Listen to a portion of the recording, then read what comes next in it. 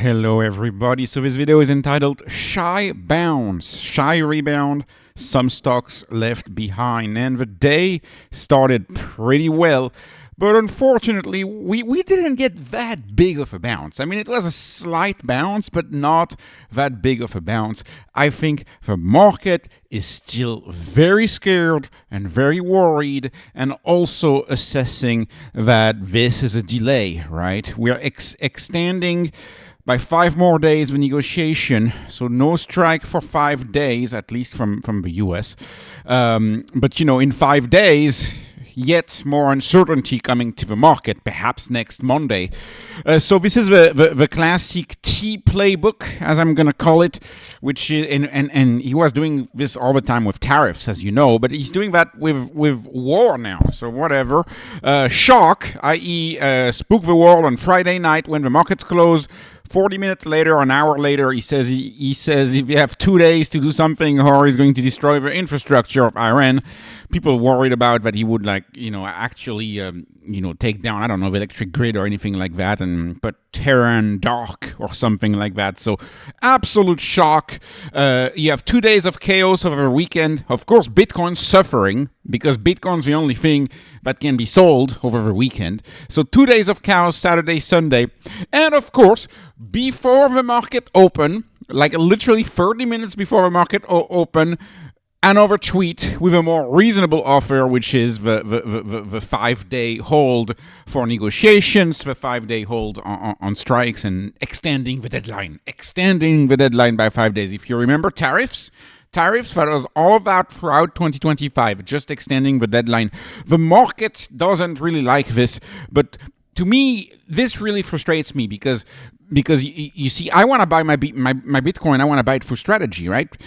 When we fell on Saturday night, you can't buy strategy the stock on Saturday, right? So that was very frustrating. It's by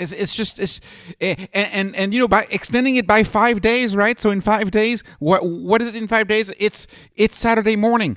Right, so Saturday morning, that means we may have a lot of volatility yet again on a weekend where you can't really take advantage of the opportunity on the stocks because the stock market is closed. So we need 24/7 market. In my view, of course, crypto is solving that.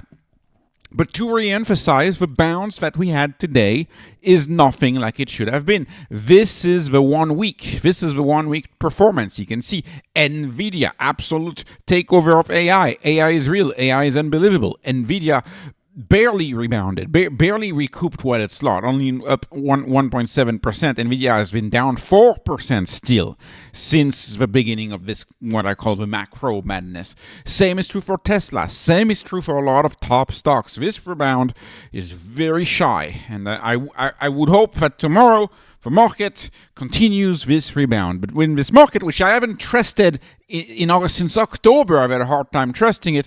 With this market, there is never such a guarantee. So anyways, Tesla was up today. I'll talk about Tesla in a sec. I first want to talk about a few stocks that are still left behind, and I don't understand. I really don't get it. So past 5 days, look at these stocks, right? Nebius minus 5%. Hello, we have a $27 billion contract with Meta, right? All of the gains from that huge contract are nowhere to be seen. They've been gone. The company did a very successful convertible note offering at a very low rate and reasonable conversion prices. Do we see the benefit of that in the stock price? Not at all. $2 billion investment on NVIDIA. Is this shown in the stock price? Not at all. I don't understand why Nebius is so cheap right now. We've had all of this good news, and it's just not reflected into the stock price. And we're stuck at a 0.06. Sometimes Nebius gives me actually HIMSS vibes, believe it or not. It's like you're not responding to epic good news. The stock is not responding to that. And then, casually, we have 2 stocks that I cover sometimes on the channel, right? Celsius and OSCR. Celsius, I call it the coffee disruptor, right? OSCR is the company that I own, but I don't want to own it. I just don't have a choice because it's too cheap. It's just too cheap. OSCR is just too cheap. But I cannot understand, like, down 5%. What does the Middle East have to do with a fizzy beverage, right? With a fizz beverage. Like what is it? Like, is Mr. Market having like a freeway causation chain and effect? Oh, energy is up versus therefore making aluminum cans going to go up, and therefore that's going to eat into the cost of Celsius because the aluminum is going to increase in price because of the price of energy? Is that the logic? I have no idea. Makes absolutely no sense. The stock was way down today, Celsius. Trading at 0.26. It may appear expensive, but remember my spreadsheet. If you're under 0.3, I find you dirt cheap. If you're under 0.5, I find you cheap. So at this level, this stock I find way too cheap, especially when Celsius, is widely seen as perhaps the company that actually gives Monster a run for its money. And Monster is one of the highest performing stocks in the history of stocks, by the way. So I don't understand this. Of course, the market not being reasonable here. And for OSCR, I absolutely don't understand. It's, there's very little liquidity on this name. We're trading at 12. Like, what is going on? How much cheaper could you be? The OSCR is almost, not quite, but it's almost trading at negative equity. Like it almost have negative enterprise value. Almost, right? So that's absolutely insane. These premiums are going to rise like crazy. Like, I think the average premium rise they were mentioning was like 30% on average for all of the renewals. So the revenues growth is going to come because the premiums are going to come. And the people who need insurance, they are going to pay these premium increases of 30%. Listen to Cathie Wood. I find Cathie Wood always very fascinating when she explains that people are more likely to give up their car payment than they are likely to give up their health insurance. If you're given a choice between your car payment and your health insurance, you give up the car, you take Uber more often, or you carpool more often, and then what do? You keep the insurance payment. So I think a lot of people are going to renew their insurance much more than the market is giving OSCR credit. I find OSCR is in a very bullish phase right now as far as the business goes. But there's a complete disconnect with the stock price. So I don't understand it. And moving on to Tesla. Okay, this is absolute nonsense. Okay, so Tesla was up today. So I don't want to be too mad about it. But really, after the awful day, after the awful fall we had on Friday, we're only up 3.5%. Like really, we did not recoup the Friday losses. We did not. So may I remind you, like the stock, it was 400 last Tuesday. So 6 days ago, this stock was 400. Now it's 380. And you may say it's not that big of a move. Well, sure, but there also was an enormous announcement in the Terafab.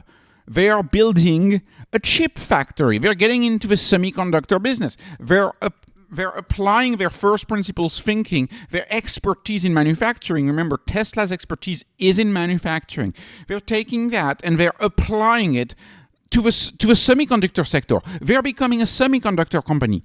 Tesla is showing the premise of perhaps competing with a TSMC. Like this, or Samsung. This is mind-blowing. Of course, the tech world was blown away by this move. This is a very clever move. And the stock barely recoups the drops from Friday, which were totally not related to Tesla. And we have FSD ramping.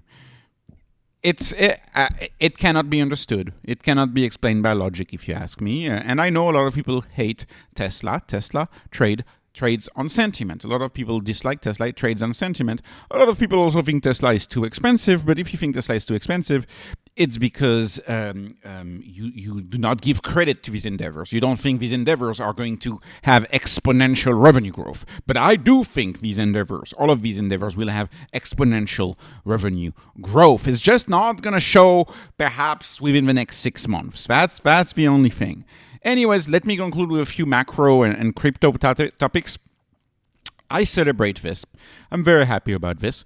Of course, gold was overbought. In my view, gold was way overbought. We're now down 15% on the month. There was a lot of uncertainty. Gold was overbought, and it's coming back to its senses. And then Bitcoin was oversold, and so Bitcoin is up 10%. Gold is down 15% in a matter of a month. The delta is 25%.